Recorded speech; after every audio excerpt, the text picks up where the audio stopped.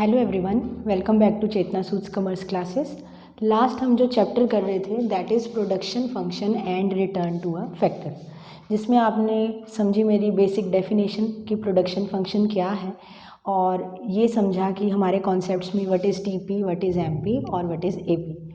आज इसको आगे कंटिन्यू करते हैं। Today we will start with law of variable proportion, that is very important topic. बच्चों को मोस्टली डायग्राम नहीं समझ आता, टेबल नहीं समझ आता। अगर आपको कॉन्सेप्ट क्लैरिटी होगी तो आपको कभी भी ये डायग्राम्स मुश्किल नहीं लगेंगे। तो इसी को अंडरस्टैंड करते हैं।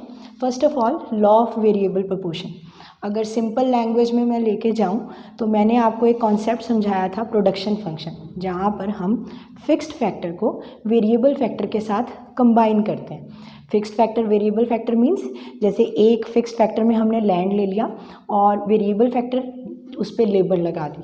वेरिएबल क्यों है लेबर? क्योंकि आप उस पर 1 2 3 लैंड तो वहीं पे लिमिटेड रहेगा, उस पर आप लेबर ज़्यादा इम्पोज कर सकते हो।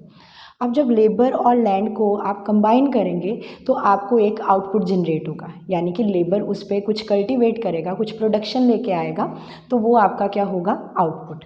तो लॉ ऑफ वेरिएबल प्रोपोर्शन क्या बोलता है कि जब हमारा एक जो लिमिटेड लैंड है, क्योंकि फिक्स्ड फैक्टर फिक्स्ड ही रहने वाले हैं, आप उसको इंक्रीज़ नहीं करेंगे, तो जब ये फिक्स्ड फैक्टर पे आप वेरिएबल फैक्टर का प्रोपोर्शन इंक्रीज़ करते जाओगे तो पहले तो आपको अनडाउटेडली इंक्रीजिंग रिटर्न मिलेंगे।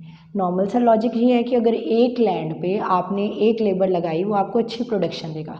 आपकी कैपेसिटी है उस लैंड पे 10 लेबर लगाने की, तो अप टिल 10 लेबर जब तक आप उस पर लगा नहीं रहे तो आपको हाई प्रोडक्शन मिलती रहेगी। मूवमेंट आपने 10th लेबर से 11th लेबर लगाई, जिसकी रिक्वायरमेंट नहीं थी उस लैंड पे, फिर भी आपने उसको वहाँ पर ज़बरदस्ती वहाँ पर लगा दिया just to give him employment. तो अगर आप वहाँ पर लेबर इम्पोज करते हो तो वो कोई आपको एडिशनल रिटर्न नहीं देने वाला। मे बी वो कांस्टेंट रिटर्न दे देगा, जितनी पहले लेबर 10 लेबर तक दे रही थी, 11th यूनिट भी आपको उतना ही रिटर्न देगा, कुछ एक्स्ट्रा रिटर्न नहीं देगा। और अगर आप 12th और 13th यूनिट लगाने पे आ जाएंगे तो वो प्रोडक्शन एनहांस नहीं करेंगे, इनफैक्ट उनकी कॉस्ट पड़नी शुरू हो जाएगी हमें।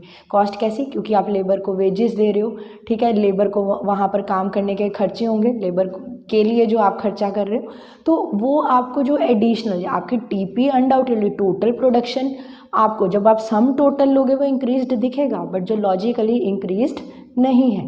तो इसकी डेफिनेशन क्या स्टेट करती है?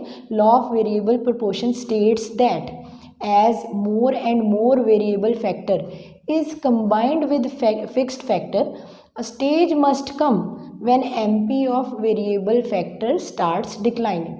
तो ये क्या स्टेट करता है कि जब हम ज़्यादा से ज़्यादा वेरिएबल फैक्टर कंबाइन करते हैं फिक्स्ड फैक्टर के साथ, अल्टीमेटली अ स्टेज कम हमारी मार्जिनल, यानी कि जो हमारा चेंज है प्रोडक्टिविटी में वेरिएबल फैक्टर का, वो डिमिनिश करना, डिक्लाइन करना स्टार्ट हो जाता है। तो ये आपको अब टेबल से भी अच्छे से समझ आएगा। टेबल में हमने एक फिक्स्ड फैक्टर लिया that is land 1 1 1 1 1 each time, that is fixed, land is not going to change. Labour units आप इम्पोज कर सकते हो, ज़्यादा से ज़्यादा पुट कर सकते हो, तो 1 2 3 4 5 6 7 8। तो अगर हम पैटर्न देखें तो total productivity first of all it is increasing. आप देख लो टोटल प्रोडक्शन में इंक्रीज है, अल्टीमेटली टोटल प्रोडक्शन कांस्टेंट हो रही है और फाइनली टोटल प्रोडक्शन में फॉल आ रहा है। तो यहाँ पर अगर हम चेंज देखें, यानी कि पहली बारी तो 2 है तो 2 ही हुआ, और second time 5 minus 2 that is 3, 9 minus 5 that is 4, 12 minus 9 that is 3, फिर 2 1 0 माइनस 1। तो ये जो चेंज आ रहा है अल्टीमेटली इट शोज़ कि अ स्टेज विल कम जहाँ पर मार्जिनल प्रोडक्टिविटी 0 भी हो रही है, देन इट बिकम्स नेगेटिव। तो यहाँ अगर हम कॉन्सेप्ट देखें तो यहाँ तक मुझे इंक्रीजिंग रिटर्न मिल रहा है।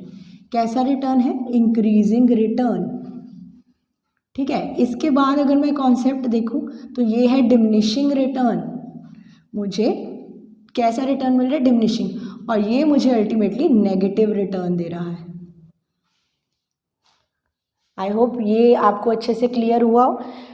मैंने क्या किया? एक फिक्स्ड फैक्टर के साथ वेरिएबल को कंबाइन किया, उनसे मैंने टोटल प्रोडक्टिविटी देखी। टोटल प्रोडक्टिविटी मेरे को पहले इंक्रीजिंग रिटर्न देती है, फिर डिमिनिशिंग देती है और अल्टीमेटली नेगेटिव रिटर्न देती है। तो यहाँ पर ये जो टीपी एमपी का कॉन्सेप्ट है, एमपी हमेशा टीपी में से कैलकुलेट होगा और जो टीपी है that is first of all increasing, then declining and then will become negative. Reason मैंने आपको बता दिया। रीज़न हमारा सिंपल सा यही है कि जब हम एक फिक्स्ड फैक्टर के साथ वेरिएबल को कंबाइन करते हैं तो अल्टीमेटली हमें नेगेटिव रिटर्न आने शुरू हो जाते हैं। लॉजिक, उस लैंड पे अगर ज़्यादा लेबर आप लगाते जाओगे, क्योंकि लैंड फिक्स था, अगर लेबर को वहाँ स्टैंड आउट करते जाओगे तो क्या होगा, आपको नेगेटिव रिटर्न स्टार्ट हो जाएंगे। तो ये डेफिनेशन क्लियर है, ये टेबल क्लियर है। अब इसी के रिगार्डिंग हम इसके साथ बनाएंगे इसका डायग्राम, जिसको हम साथ साथ बनाएंगे ताकि आपको अच्छी अंडरस्टैंडिंग मिले।